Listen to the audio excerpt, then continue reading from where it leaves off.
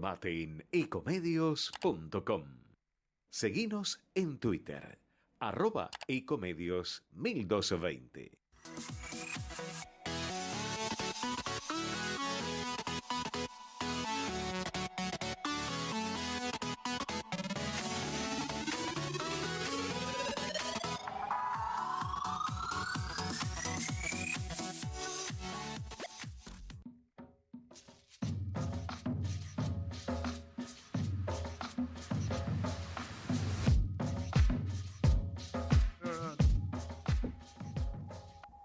Muy buenas tardes, estamos en una nueva edición de Entre Ustedes y Nosotros por Radio AM 1220 Ecomedios. En la pausa vamos a pasar las vías de comunicación que tienen con nuestra radio.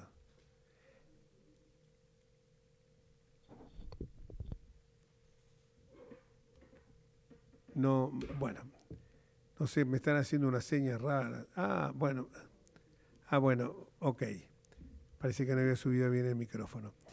Bueno, esta tarde vamos a hablar de un tema que en las últimas horas ha tenido una especial relevancia, que es el tema del presupuesto, es el tema de lo que señaló el presidente Milei en esta presentación rara, extraña, rompiendo una tradición una tradición que directamente yo nunca había visto que el presidente presentara el proyecto.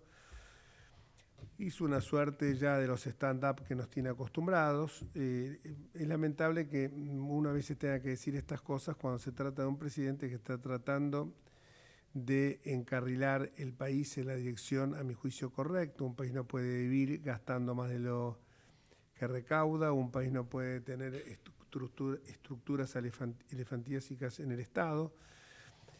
Un país debe de tener un Estado que sea realmente eficiente, un Estado que se ocupe de lo más importante que requieren las necesidades básicas de un pueblo, como ser la educación, la salud, la justicia, la seguridad y la defensa. Esto lo hemos dicho hasta el cansancio y esto se compadece absolutamente con el auténtico Estado liberal, que evidentemente no es la misma filosofía que tienen los libertarios. Algún día vamos a hacer un programa sobre este tema. Vamos a hablar de estos temas justamente con el doctor Roberto Kachanowski, que ayer hizo un chat muy interesante, muy inteligente, en el cual participé, pese a que esa misma hora estaba jugando River con Colo-Colo y me estaba perdiendo aspectos fundamentales de esa justa deportiva, pero valía la pena escucharlo a Kachanowski, que hoy lo vamos a tener la posibilidad de que nos acompañe en el programa. Como siempre, ahora en este último tiempo me está acompañando en el programa el doctor Federico Belliese, un destacado abogado laboralista. Y hoy justamente, antes del programa, pues yo tiro los temas así como uno entiende que deben tratarse, porque muchas veces lo bueno es cuando sale en forma espontánea y no cuando uno ya viene con un catecismo, con un libreto aprendido. Y hoy le estaba comentando antes del programa un proyecto muy interesante, el diputado Fernando Iglesias, que habla de la democratización de las asociaciones profesionales, esto es de los sindicatos.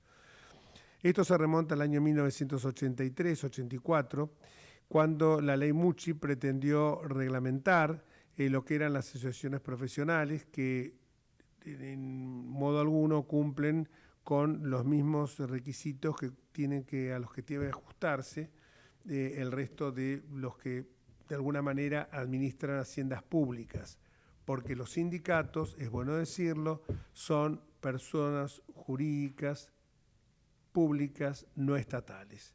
Y en consecuencia parece una besanía que estos sindicatos estén fuera del alcance de algunas disposiciones, como por ejemplo las que, como en todo lugar donde uno trabaja en la administración pública y en determinados lugares de relevancia, así como cuando uno es electo diputado, senador o miembro del Poder Ejecutivo, mucho más en el Poder Judicial, debe presentar, por ejemplo, declaraciones juradas. Con el doctor Luis Petri, actual vicepresidente de la Nación, candidato a vicepresidente de la Nación, actual ministro de Defensa, presentamos en su hora un proyecto de declaración que deberían presentar declaración jurada los dirigentes sindicales. Obviamente esto murió en algún oscuro cajón de la Cámara de Diputados porque nunca fue tratado.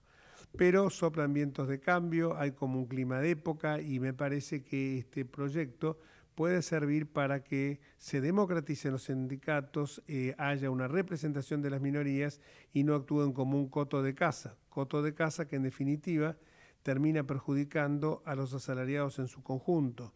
¿Por qué? Porque hoy tenemos aproximadamente 6 millones de empleos registrados y hay más de 8 que no están registrados.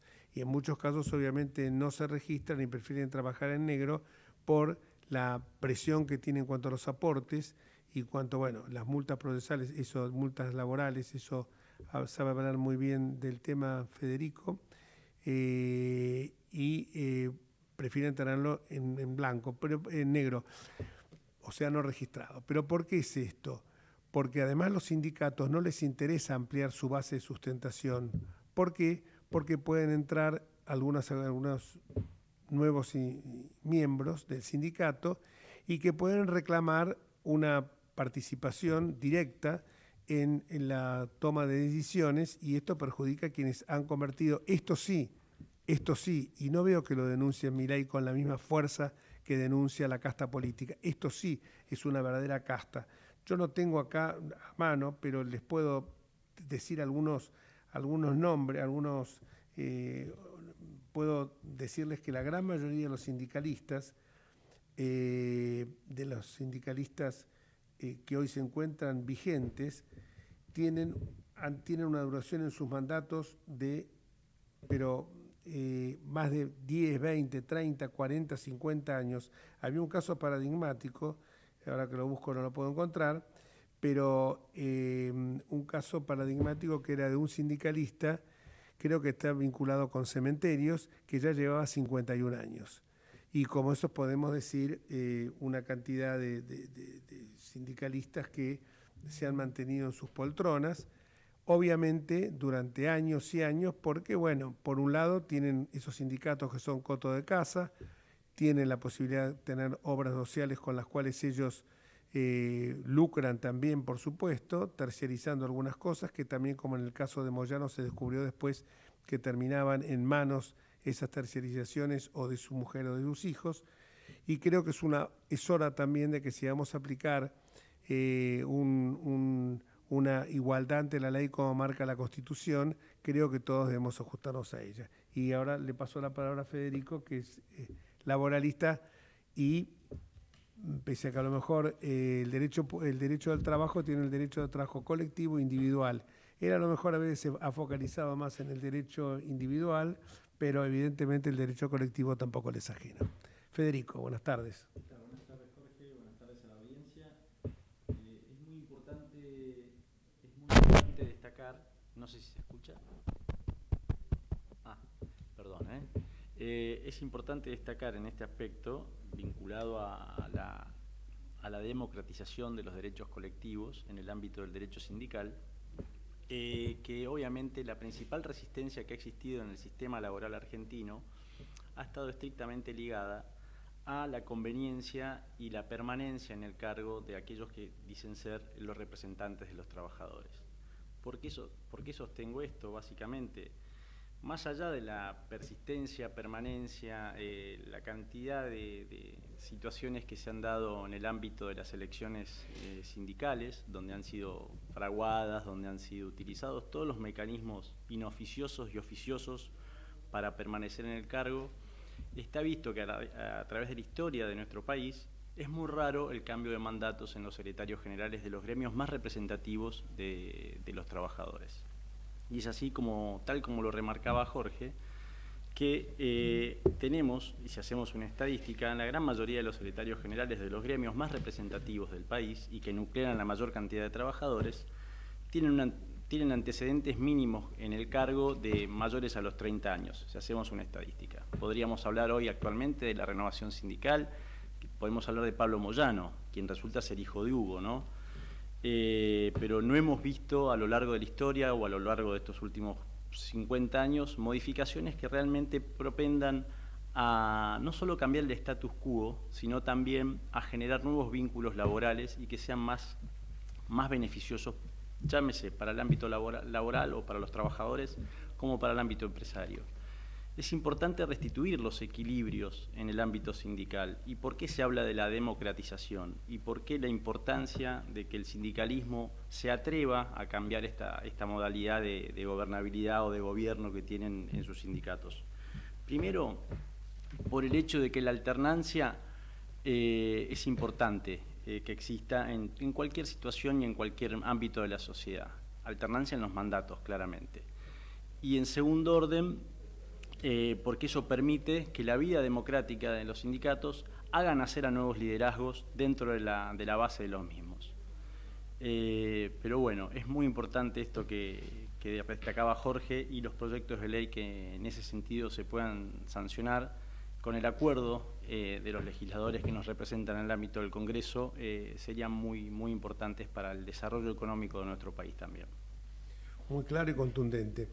En las diferencias que tenemos con otras regiones es que, por ejemplo, en Europa la afiliación es voluntaria, no es compulsiva como en la Argentina, no hay sindicato único por actividad, los aportes son voluntarios y no exceden el 0,1% del salario. Esto es lo que marca una diferencia y que muchas veces la gente se siente vulnerada en sus derechos, se siente hasta, diría yo, abusada, porque contemplan la vida que se dan de magnates, estos señores, lo hemos visto con el caso del Pata Medina y tantos otros que tenían hasta zoológicos.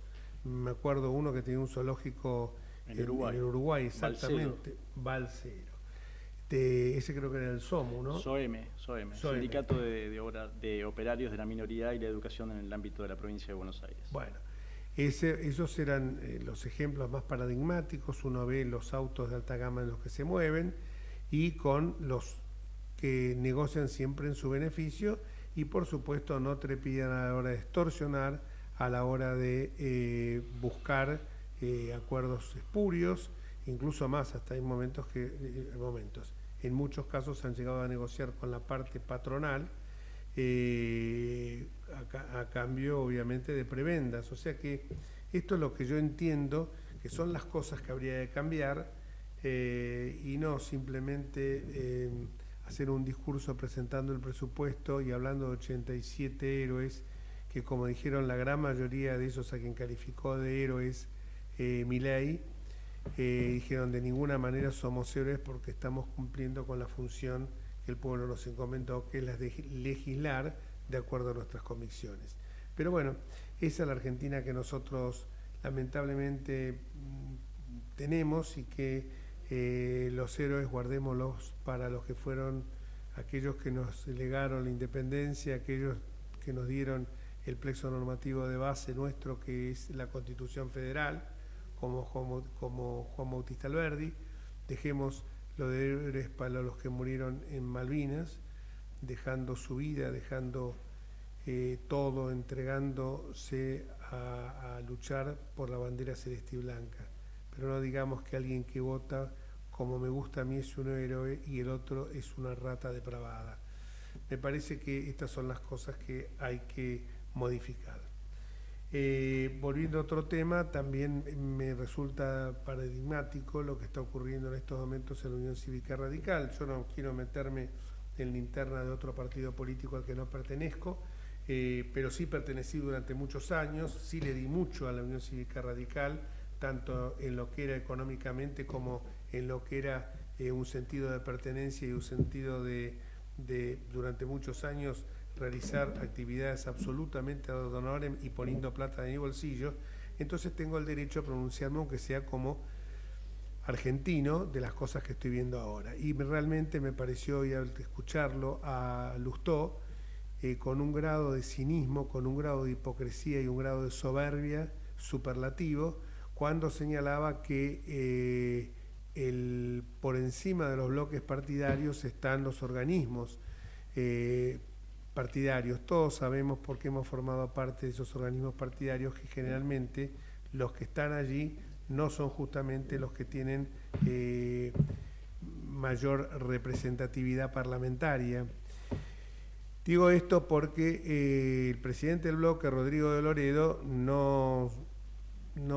que descartó absolutamente la expulsión del bloque de los diputados que votaron en forma diferente a como lo habían hecho en la primera votación, en la votación donde se aprobó la ley que luego fue vetada por el Ejecutivo.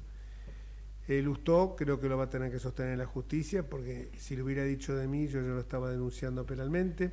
Habló de que había prebendas, cargos, posibilidad que estuvieran en la lista de Libertad Avanza algunos de esos legisladores el año que viene, y esto me parece sumamente grave, y lo único que hace, si no tiene pruebas concretas, es deteriorar más aún la democracia que está siendo injustamente tan vapuleada.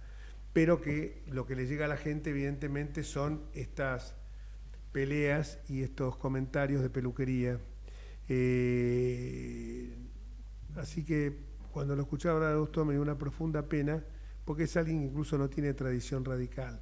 Recordemos que Lustó llega al radicalismo después de haber hecho un paso bastante triste, puso al país al borde casi de una guerra civil con la famosa resolución 125, una genialidad que según tuvo, que le parecía algo brillante, y seguramente Cristina Fernández de Kirchner, que siempre se enamoró digo en el sentido intelectual, de aquellos que tenían pinta de rockero y pelo abundante, entonces y los veía como que realmente podían ser jóvenes estrellas del pensamiento económico. Pensemos en Vudú, pensemos en Martín Lustó.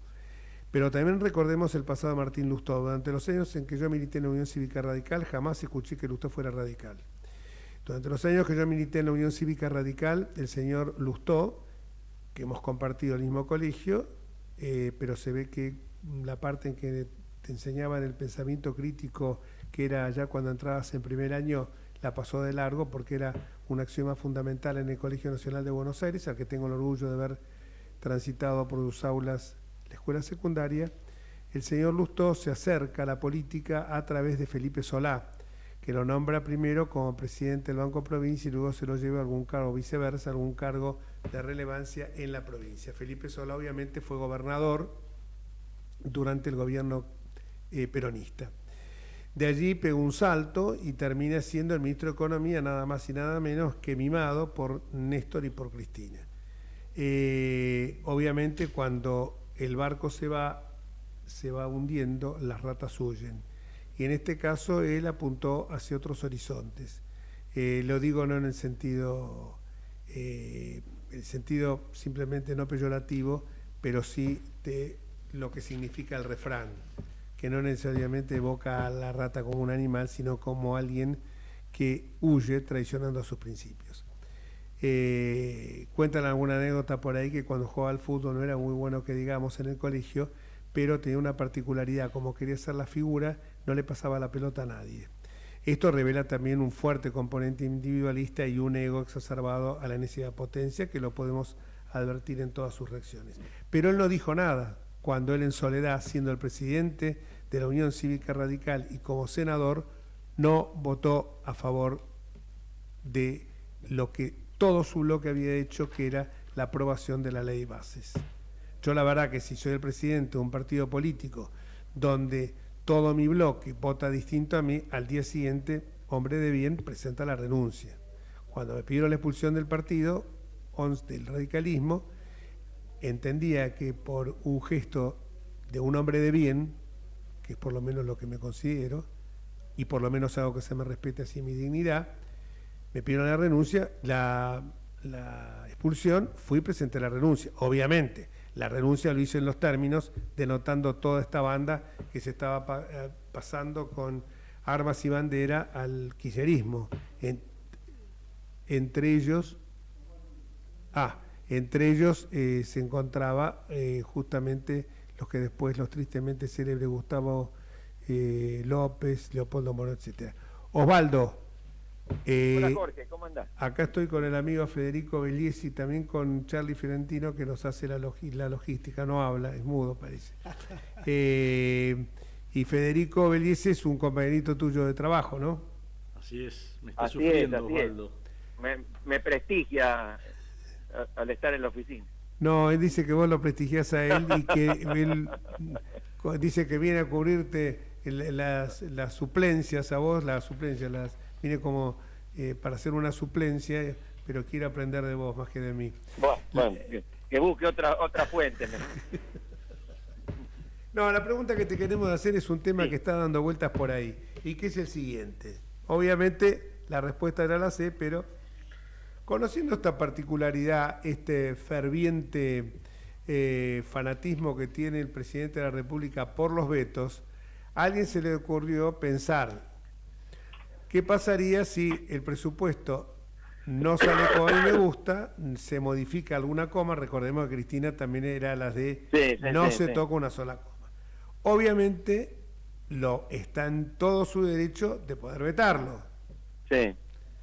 ¿Hay algún antecedente de que un presidente haya vetado un veto? Mirá la pregunta que te hice sobre Pique.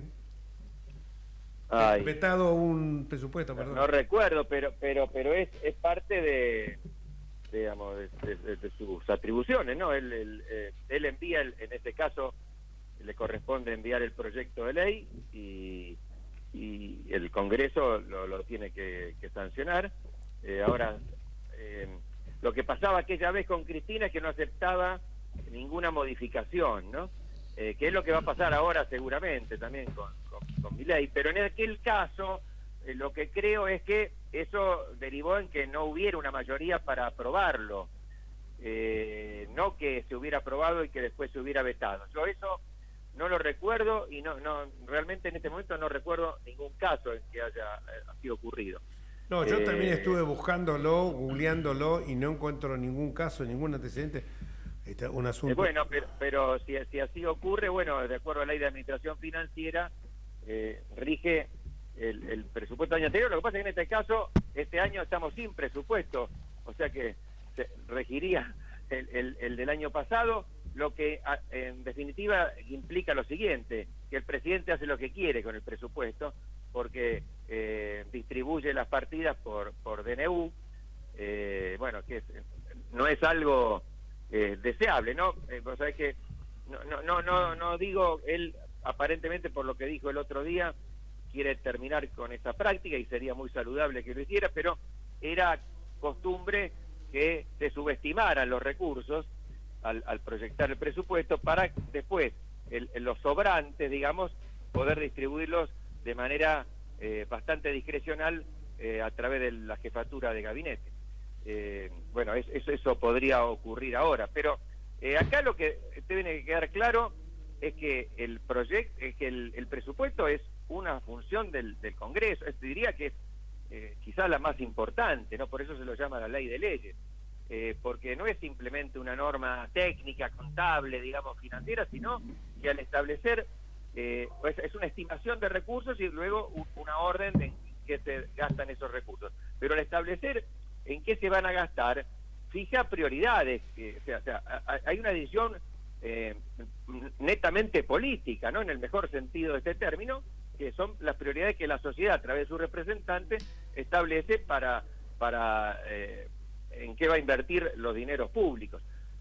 Por eso el veto, digamos, si bien es una facultad constitucional, me parece que en este caso no sería muy plausible, porque implicaría que, según el presidente, solo él tiene la atribución de aprobar lo que no es así, de acuerdo a la Constitución. Pero bueno, digamos, de un punto de vista formal no se podría decir nada, de la misma forma que ahora con este tema de la ley jubilatoria, uno puede estar a favor o en contra, pero no puede negar que es una facultad puramente discrecional y política del presidente. Yo tenía por ahí alguna declaración de Gil Domínguez en que decía que no era constitucional por irrazonable. Bueno, no se puede juzgar en este caso la razonabilidad, es una facultad puramente política y discrecional. A la luz del artículo 80, ¿podría existir la posibilidad de hacer una suerte de promulgación? Yo creo que no también, pero te digo porque una promulgación parcial, si existe. Parcial, sí, eso está previsto, digamos, es una excepción porque Esta era una... A ver, tradicionalmente se entendía que el presidente podía vetar, porque bueno, de hecho está en la Constitución, pero se entendía que el veto era total. Ahora, a partir de mediados del siglo XX empezó la práctica de algunos presidentes, y que siguieron muchos, de que vetaban una parte de la ley y promulgaban la restante. La Corte Suprema, ya en fallos de la década del 60, había determinado que eso no era inconstitucional en la medida en que la ley tuviera distintas partes autónomas entre sí, como típicamente las leyes ómnibus, que son como varias leyes en una. Y eso quedó reflejado en la reforma del 94 en el artículo 80. Digamos que como regla general lo prohíbe, pero lo admite la promulgación parcial en estos casos, cuando hay autonomía normativa entre las distintas partes promulgadas y vetadas. Sería válido... En este caso es de aplicación, perdóname, es de aplicación también el procedimiento de la ley 26.122, referida a decretos de urgencia, decretos delegados y decretos de promulgación parcial de ley. Entonces sería válido en este caso poder hacerlo también.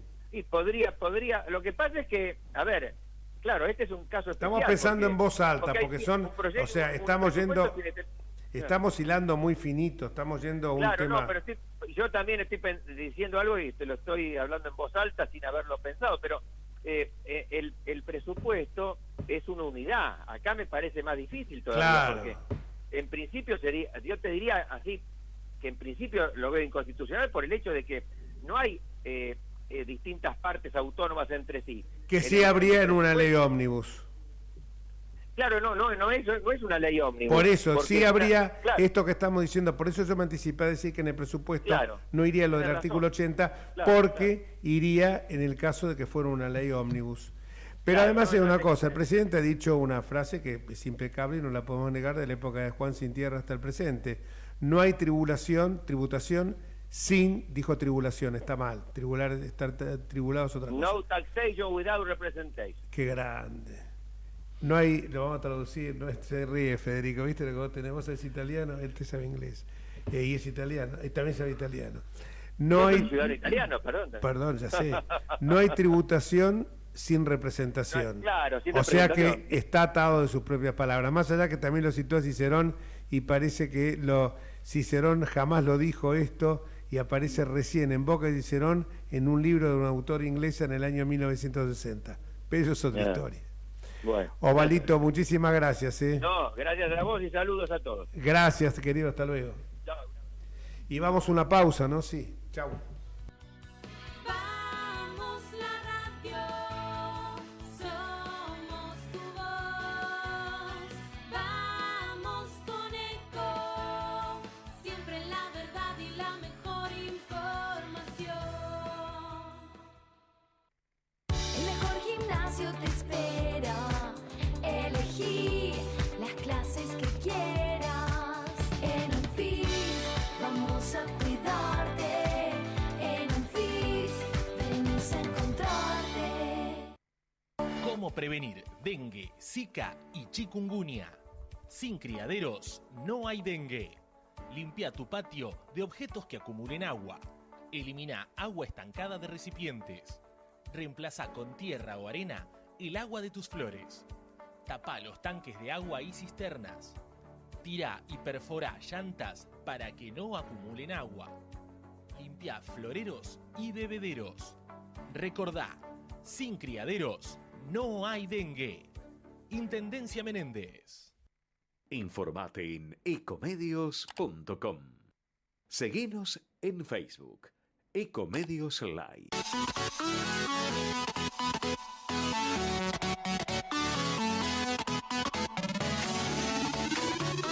Escribanos en tu ciudad. Nuestro consejo es prevenir problemas. Colegio de Escribanos de la Ciudad de Buenos Aires. Consejo Federal del Notariado Argentino. El Colegio Profesional Inmobiliario auspicia este programa. Colegio Profesional Inmobiliario, cada vez más profesionales. ¿Conocéis los planes de salud de Andar, la obra social de los viajantes vendedores? Planes para empleados en relación de dependencia, monotributistas y particulares. Solicita un asesor comercial al 0810-345-0184.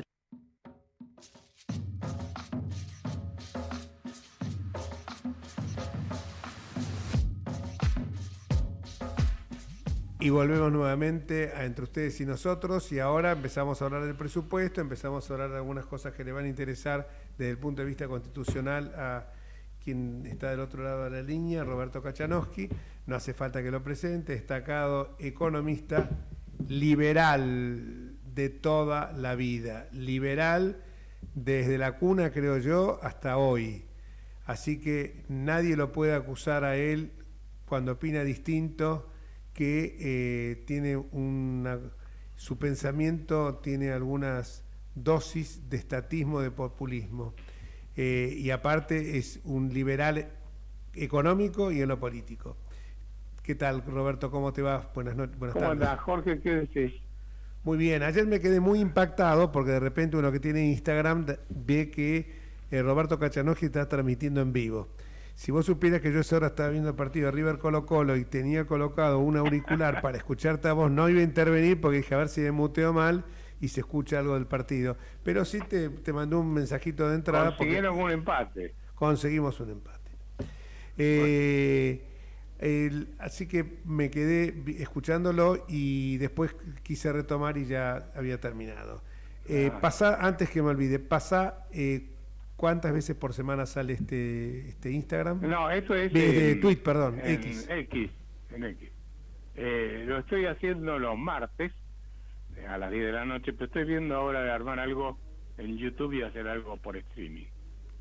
Así que probablemente cambie el esquema, pero la idea es... Acá la tecnología cambia todo, viejo. Seguro. Cambia por completo. Así que hay que adaptarse a la nueva tecnología y la idea es ir... como antiguamente tenía mi programa de televisión, vos tenías el tuyo, ¿te acordás? Sí. En PIE. Sí. Bueno, hacer lo mismo pero online, ¿no?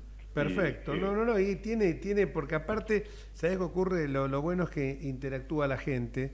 Lo que primero se me ocurrió cuando hablamos del presupuesto y ahora vamos a abordar el tema, es cuando apareció esta cifra que exasperó mucho a los gobernadores, sobre todo a los de las provincias que pueden ser afectadas y que hicieron bien los deberes, como por ejemplo Santa Fe, Mendoza, Córdoba, Cava.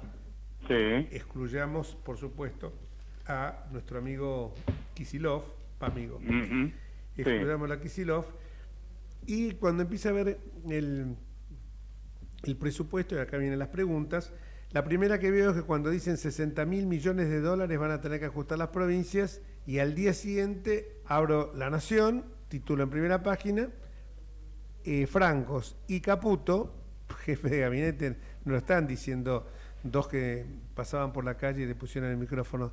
Francos y Caputo dicen hay que relativizar. Parece que en lugar de 60.000 son 20.000. Esto me parece ya de pique es poco serio.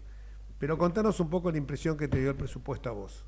La presentación, el stand-up y después el presupuesto, ¿no? Primero, esa parte de los bajar de 60.000 a 20.000 es muy poco serio. Quiere decir que está tirando números así al voleo. Otro dato que también él dio Milei el día de la presentación en el Congreso, dijo que el Estado Nacional había bajado el gasto público 90.000 millones de dólares. Para que tengas una idea, el presupuesto vigente en este momento son 100.000 millones de dólares. Eso quiere decir que tendría que haber estado en 190.000 millones de dólares el presupuesto vigente al momento en que ellos lo toman y para bajarlo en 90.000 millones, lo cual es un disparate, porque me está diciendo que prácticamente bajaron el gasto público a la mitad, cosa que no pasó. Entonces, yo lo que te diría es, inventan números. Es como cuando te dice el 17.000% de inflación. Bueno, eso es matemáticamente es lo que se agarra la inflación de el mes de diciembre, la eleva a la 12, que como se calcula la inflación anual, y le da 17.000%. Pero eso es suponer que todos los meses vas a tener una inflación del 54%. Entonces yo con la misma cuenta digo, bueno, 4,2% en el mes el mes pasado de IPC, yo le elevo la 12 y me da que vas a tener una inflación del 63% y no del 18% como estás poniendo en el presupuesto. O sea que vos sabés que con las estadísticas pueden ser mentiras también, ¿no? O sea, pueden mentir, acomodar los números como como querés si no tenés honestidad intelectual. En lo que hace el presupuesto, te digo, básicamente, lo que él propone es centrar todo el presupuesto en el pago de los intereses de la deuda. Él dice, mira, yo sé que voy a tener que pagar tantos intereses de la deuda. Por lo tanto, los ingresos tributarios que yo tenga tienen que superar los gastos de manera tal que pueda pagar los intereses de la deuda que vence. O sea, que todo gira alrededor de eso. O sea, no es un presupuesto donde vos decís, bueno, el Estado tiene que cumplir esta función, la otra, gasto acá, no gasto allá, etcétera. Es todo centrado en el pago de intereses. Y eso hay que preguntarse por qué, ¿no? Y yo creo que ahí lo que él debe tener miedo es que haya un default o que haya dudas sobre la posibilidad de pagar los intereses de la deuda, tengas una corrida cambiaria y financiera que le voltee la economía y las posibilidades electorales del 2025, ¿no? Me parece que está concentrado en eso. Bueno, podría seguir, pero hay toneladas de cosas más para comentar, pero no sé si quería hacerme alguna pregunta. No, en cuanto... Federico Belliese, abogado laboralista, pero laboralista de los buenos, está acompañándonos en el estudio.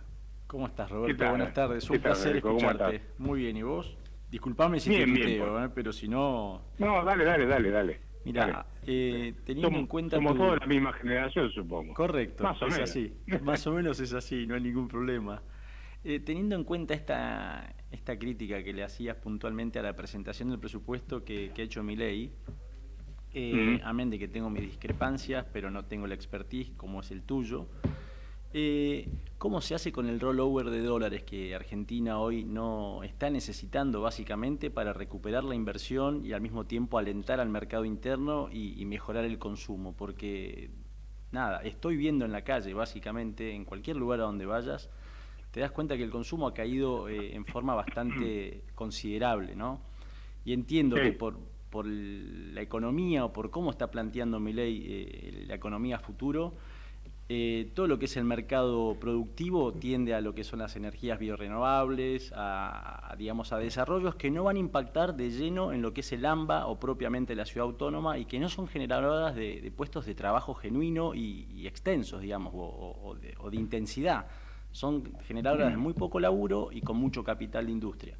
Es una pregunta un poco extensa, pero bueno, lo dejo para que vos, si nos podés decir más o menos tu comentario al respecto. A ver, él lo que hizo fue el RIGI, que es algo que desde el punto de vista liberal, como liberal yo digo que estoy en contra, porque el RIGI lo que hace es darle ciertos beneficios impositivos, cambiarios, aduaneros, a aquellos que inviertan 200 millones de dólares o más, ¿ok?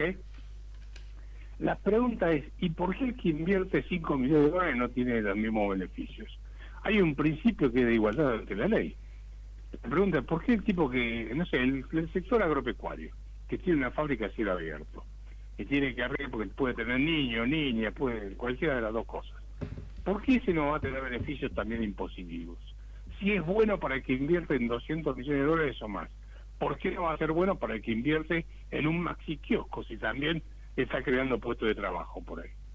¿Se entiende lo que quiero transmitir? Sí. O sea, me parece muy arbitrario. Ahora, si él está esperando un flujo de inversiones por este famoso RIGI, mientras esté el control de cambios y el cepo, yo veo bastante difícil que vaya a tener un flujo importante de inversiones.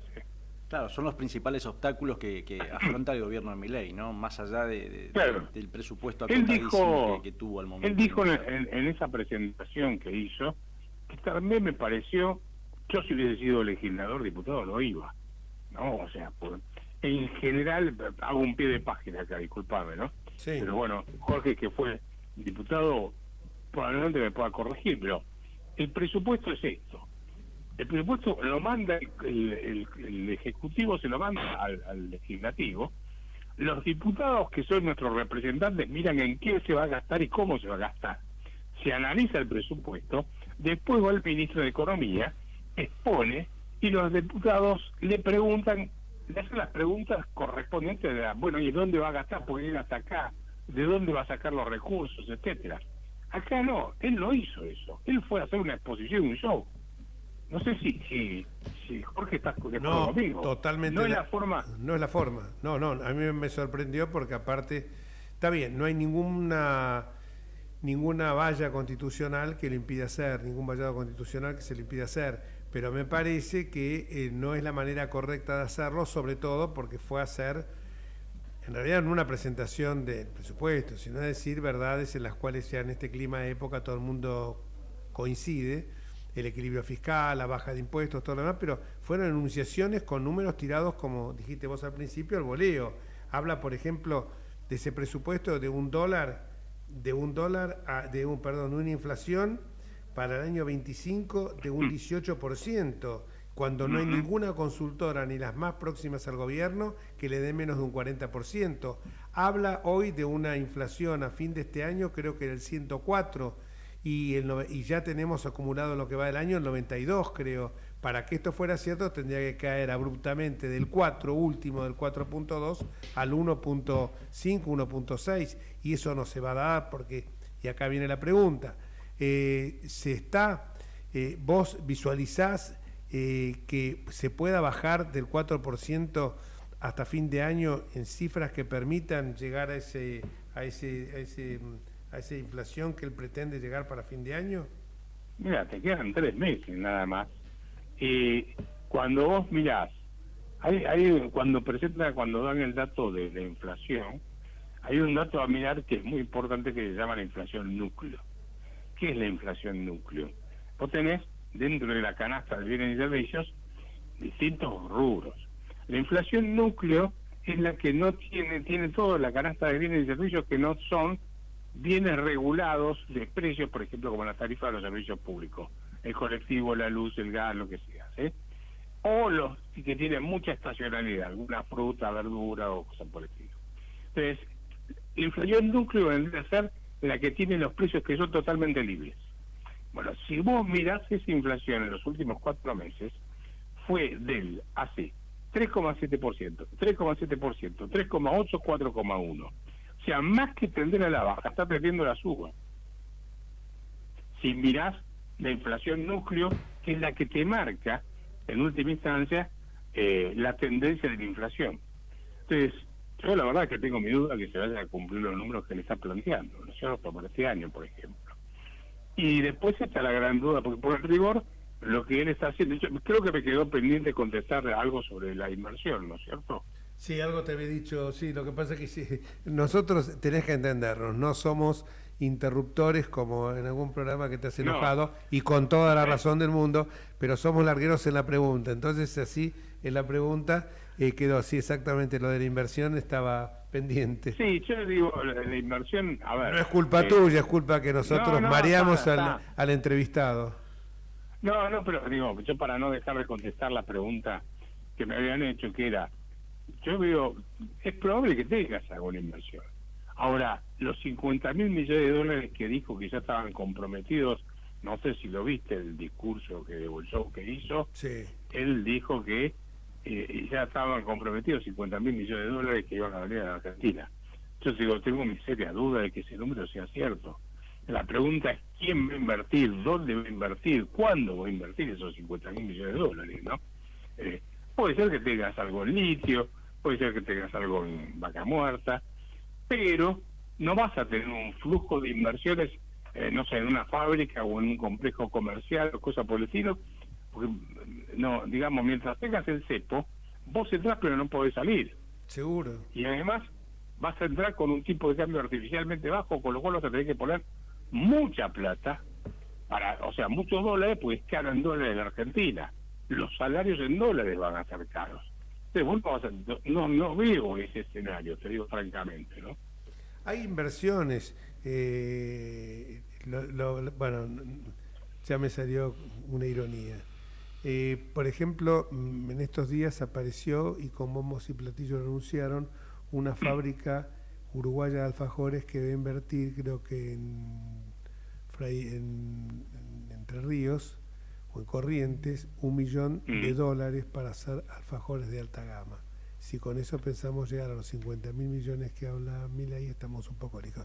Lo digo esto y estoy consustanciado que el camino es esto, o sea, pero que a mí me digan que el camino es este, pero que no que me digan este es el camino, pero nos bandeamos y vamos a los barquinazos y en cualquier momento nos ponemos el auto de sombrero. El otro día también dijeron 85 millones de dólares Galperín que había puesto en Argentina. Ahora yo me pregunto, ¿es una inversión con la cual vamos a salir adelante? Las inversiones con las que salimos adelante son las que vos estás hablando, eólica, litio, solar, etcétera.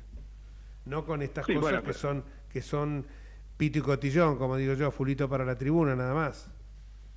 No, bueno, pero también vos podés tener, si las pymes te invierten todas algo, vos podés hacer un volumen de inversión importante, ¿no es cierto? O sea que uno de los sectores que invierte mucho generalmente es el sector agropecuario. Que sí, pero el sector agropecuario ahora está diciendo que las retenciones no se van a bajar.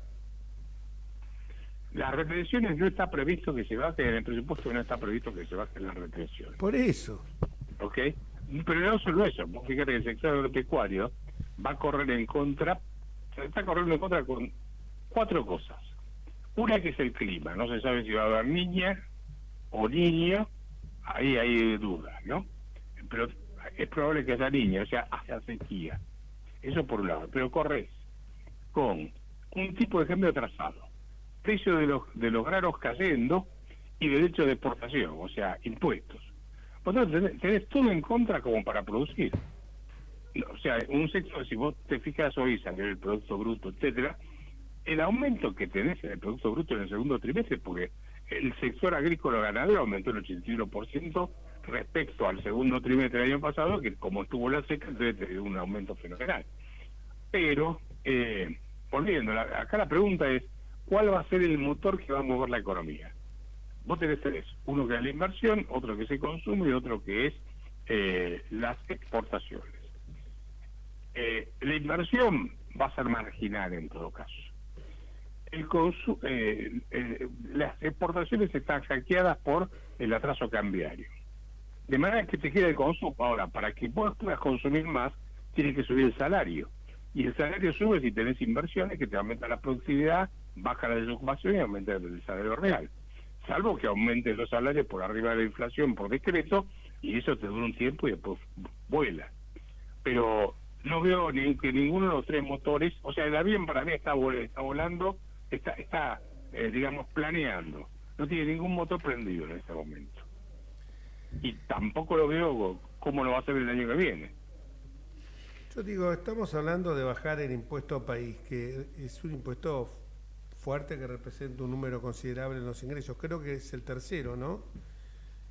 Y estaba en el tercero, estaba peleando ahí en el tercer lugar con el impuesto al cheque, y cuando mirás el presupuesto, el impuesto país desaparece en el año 2025. Entonces después cuando mirás cómo van a compensar eso, ahí yo creo que tenés algún dibujo. Por ejemplo, te dice que los ingresos por derecho de exportación van a aumentar el 100%. Y yo digo, bueno, ¿qué vas a devaluar? ¿Vas a subir los derechos de exportación? ¿Vas a hacer una combinación de algo? ¿O dibujaste el número? Eso por un lado. Después tenés, por ejemplo, que te aumenta muchísimo, el 100 y pico por ciento, no me acuerdo ahora el número exacto, lo que son combustibles, la recaudación del impuesto a los combustibles, que te aumenta más del 100%. Entonces, la pregunta es, ¿y cómo vas a hacer para que te aumente eso?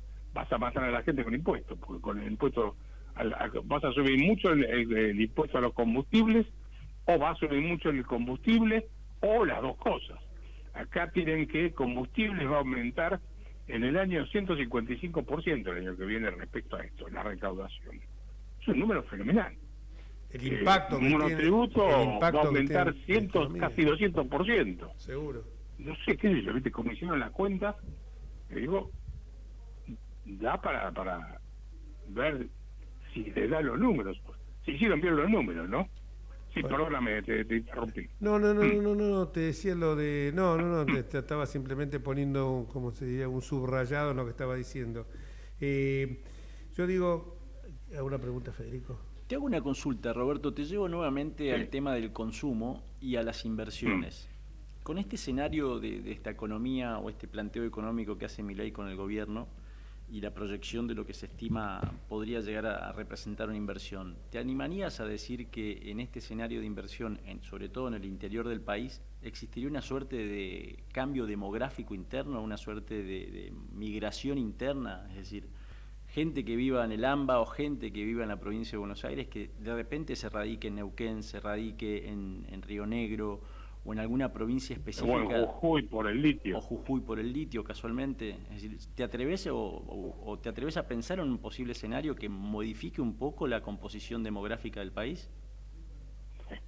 Podría ser. Ahora tenés que cambiar la legislación laboral, ¿no? Para eso. Sí, eso va de suyo, es correcto. Eso sí, Porque, corresponde. Entonces, si cambias la legislación laboral, que eso ya no depende tanto, vamos a reconocer, de Milei, sino de la oposición, ¿no es cierto? Ahí podrías tener movimientos que son muy comunes, por ejemplo, en Estados Unidos, ¿no? Que se te van de un estado a otro, la gente se muda a trabajar con mucha facilidad. Es que hace una política liberal o de economía liberal también, ¿no? Tener la posibilidad de ir mutando o cambiando de lugares. Ahora, si vos vas a tener esos movimientos, digamos, migratorios dentro del país, vas a necesitar infraestructura en el interior. Vas a necesitar rutas, vas a necesitar aeropuertos, vas a necesitar un montón de cosas. Edificios, infraestructura, agua potable, o sea, para recibir la gente que se va a ir. Hoy tenés mucha gente concentrada en el AMBA, sobre todo en el Gran Buenos Aires, que se vienen para acá y están sin trabajo, viviendo de planes sociales. Entonces, para que vuelva la cultura de trabajo, vuelvan al interior y que se descomprima el AMBA o el Gran Buenos Aires, se tienen que dar varias condiciones. Pero, digamos, no descartaría que en el largo plazo, si tenés políticas económicas consistentes, podría darse esa desconcentración del Gran Buenos Aires y mayor gente siendo hacia el NEA o el sur. Roberto, como siempre, un gusto. Hoy sí que te aprovechamos bastante. No, siempre es un gusto hablar con vos. Con la gente que está. No, y aparte Federico salió con esta pregunta que nos llevó de la economía a la demografía, así que fue muy interesante. Y bueno, pasarlo después, ¿el streaming sería en el mismo horario que estás haciendo ahora los martes? Puede ser, mira, la verdad es que tengo que pensarlo, porque ya, vos sabés que hace muchos años que los medios dando vueltas. Ya sé. Y medio como que te cansa, ¿viste? Todos 10 de la noche y terminás muy pasado de vuelta. Pero sabés que anoche terminamos ese Space en X a las 12 de la noche. Sí, sí. Quedás pasado de revoluciones, ¿no? Pero no te dormís inmediatamente. Y la verdad es que yo estoy viejo, me parece. Cuando me resulta que en X, me parece que tienen razón. Soy un viejo criado, como dice. No, eso... Ojalá hubiera muchos viejos así. Además que sos un tipo joven. Cuando cumplas los 60, vamos a empezar a hablar. Ahí hablamos. Claro. Un abrazo gigante, Roberto, y gracias. Y bueno, igualmente el martes vas a estar en X, ¿o no? Sí, seguramente. Bueno, el martes en X, escúchenlo, que es muy bueno esta transmisión que ha hecho ayer, y que había mucha gente, por cierto, porque algunos dirigentes no juntan ni 40 personas y vos pasaste largamente los 100 y pico. Así que, y todo interactuando, y la gente no se borraba. Hasta, yo ya te digo, escuché el partido de River, vi el partido por televisión y con un auricular en una oreja. Bueno, un abrazo enorme, gracias. Un abrazo, saludos. Gracias, hasta luego. Bueno, buena pregunta la que hiciste sobre el final, porque evidentemente es un tema que, claro, pero viste lo que te dice, si no es obra pública, hoy a veces hay rutas en la provincia de Buenos Aires donde hay baches y donde la maleza ha crecido de tal suerte que te impiden las curvas, el campo visual. Yo digo, nosotros estamos diciendo todas estas cuestiones, pero a mí me gusta refrendar algo. Primero, ninguno de nosotros quiere volver a esa etapa sórdida de nuestro país que fue el kirchnerismo. Partamos de esta base.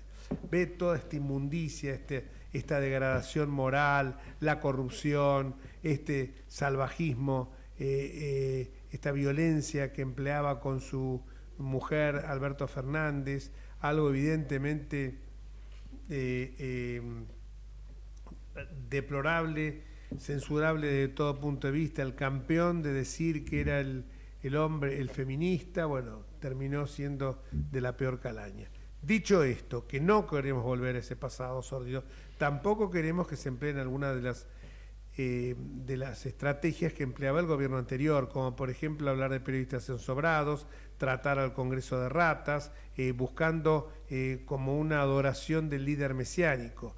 Lo que queremos es vivir en una república en serio, con una democracia estable, porque eso va a generar la posibilidad de que exista seguridad jurídica. La seguridad jurídica nos lleva a que la gente tenga confianza en las instituciones. La confianza en las instituciones tiene también rebote en lo que es la economía. No es cierto aquello que una vez me dijeron, que el crecimiento económico se podía dar, era directamente proporcional a la pobreza cívica. No es cierto. Para que haya crecimiento económico tiene que haber también riqueza institucional, respeto al prójimo y a las instituciones del Estado de Derecho. No sé si usted coincide. Comparto plenamente, Jorge. Gracias, Federico. Y qué raro que no me hicieron gestos hoy. Todavía tengo 3 minutos más. Ah, bueno, Federico, todo suyo el micrófono, pero anda mal el... Yo dije, ahora me van a hacer gestos. Me cortaron. ¿Te cortaron? Me cortaron, sí, seguí vos. Seguís en Twitter, así que... Ah, ¿sigo en Twitter? Bueno, igualmente...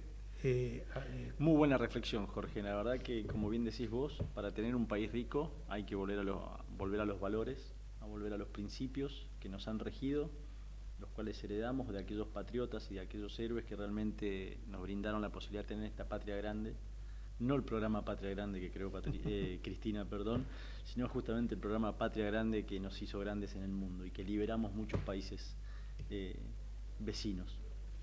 Seguro, instituciones sólidas es el gran impulsor del crecimiento económico, del crecimiento social, de realmente vivir en un país que no tengamos que estar todos los días de sobresalto en sobresalto y que se termine sobre todo esta grieta tan nefasta y que se ha aprovechado siempre como buscar al enemigo para tener la réplica. Constantemente parecería que eso fuera moneda corriente. Fíjate vos que cuando a Macri, algún diputado de la oposición, decía algo, Macri ni le contestaba, seguía adelante con su discurso, no rebajaba, no caía en el barro, quería seguir manteniendo que la institución presidencial se respetara. Vos no lográs que la gente te respete si vos no te respetas a vos mismo. Entonces creo que no estuve de acuerdo con la presentación, pese a que, insisto, estoy de acuerdo en todo lo que nos ponemos, que ya sabemos, déficit cero, crecimiento económico, pero también un poco de sensibilidad social, que cierre, como digo yo, el Excel no impide a que también tenga que cerrar el Word. Así es. Y ahora sí, muchísimas gracias y nos vamos hasta el próximo martes, si Dios quiere. Miércoles, me cambian los días. Hasta el próximo miércoles, si Dios quiere. Chau. Hasta luego.